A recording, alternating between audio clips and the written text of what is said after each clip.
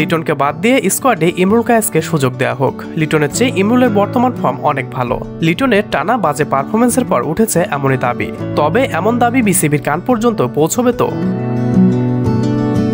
আসন্ন টি-20 বিশ্বকাপকে সামনে রেখে জিম্বাবুয়ের বিপক্ষে সিরিজ দিয়ে নিজেদের শেষ প্রস্তুতিটা সারছে বাংলাদেশ। অথচ ব্যর্থতার বৃত্তে বন্দী রয়েছেন লিটন কুমার দাস। জিম্বাবুয়ের বিপক্ষে চলমান টি-20 সিরিজের প্রথম 2 ম্যাচেও হাসেনি লিটনের ব্যাট। আর আজ দ্বিতীয় টি-20তেও ব্যাট হাতে ব্যর্থ লিটন দাস। প্রথম টি-20 ম্যাচে 1 রান এবং দ্বিতীয় টি-20 ম্যাচে করেছেন 25 বলে 23 রান। আর আজ তৃতীয় টি-20তে তিনি ফিরে গিয়েছেন মাত্র 12 রানেই। চট্টগ্রামের জহুর আহমেদ চৌধুরী স্টেডিয়ামে তৃতীয় টি-20তে টসে জিতে স্বাগতিক বাংলাদেশকে ব্যাটিং করার আমন্ত্রণ জানায় সফররত জিম্বাবুয়ে দলের অধিনায়ক সিকান্দার রাজা। টসে হেরে বাংলাদেশের হয়ে আজও ওপেনিং করতে নামেন লিটন কুমার দাস এবং তানজিদ হাসান তামিম। শুরু থেকেই দেখে শুনে ধীর গতিতে খেলতে থাকেন তারা। প্রথম 3 ওভারে তুলে নেন 22 রান। তবে এর পরের ওভারে ঘটে ছন্দপতন।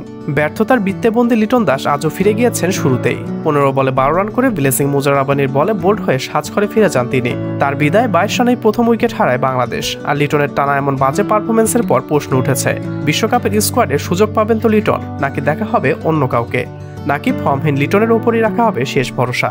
সেটাই এখন দেখার অপেক্ষা।